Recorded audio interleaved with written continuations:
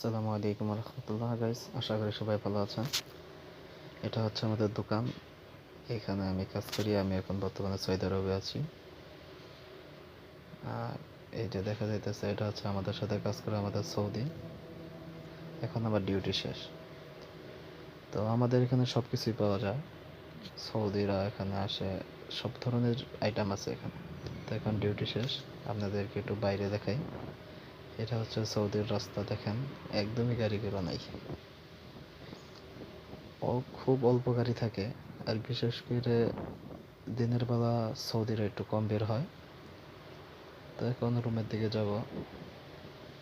দেখেন রাস্তায় কোনো গাড়ি নাই। বাংলাদেশে তো অনেক গাড়ি, এখানে রোড সবসময় এরকম ফাঁকা থাকে।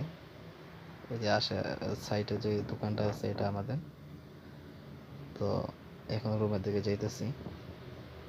আমার দোকানের পিছে আমার রুম, তো যাইতে 1 মিনিট লাগে। তো এখন রুমের দিকে যাইতেছি।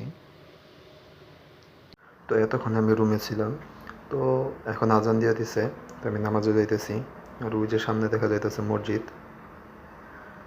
তো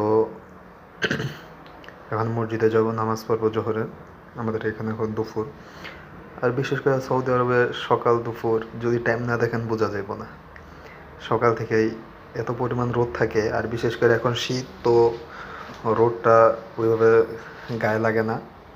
কিন্তু গরমের সময় রোদের তাপের জন্য আপনি তাকানো মুশকিল। এই যে আমরা এখন মসজিদের কাছে আইসা পড়ছি। আর আপনাদেরকে একটা জিনিস দেখাই, এই যে আমরা যে এরিয়ার ভিতরে আছি এই জায়গাটার নাম হলো হাইল। ওই যে দেখা যাইতেছে পাহাড়, আপনাদেরকে যদি আমি জুম করে দেখাই তাহলে আরও স্পষ্ট দেখতে পারবেন। ওই যে আমাদের এইখানে এই পুরা এরিয়াটা চারোদিকে পাহাড়। আমরা যে জায়গায় আছি চারোদিকে পাহাড়। এখন এই আপনাদেরকে শুধু আমি মসজিদের এই জায়গা থেকে দেখাইলাম। মসজিদের বিপরীত পাশেও অনেক বড় বড় পাহাড় আছে।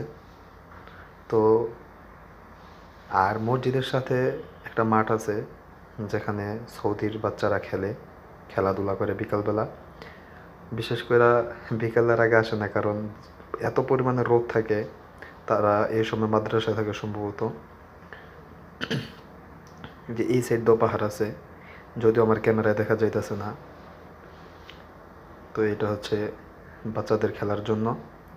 বিকালের পর থেকে এখানে আসবে, বাচ্চারা আসবে, তাদের গার্ডিয়ান আসবে, বাস তারা এখানে খেলাধুলা করবে।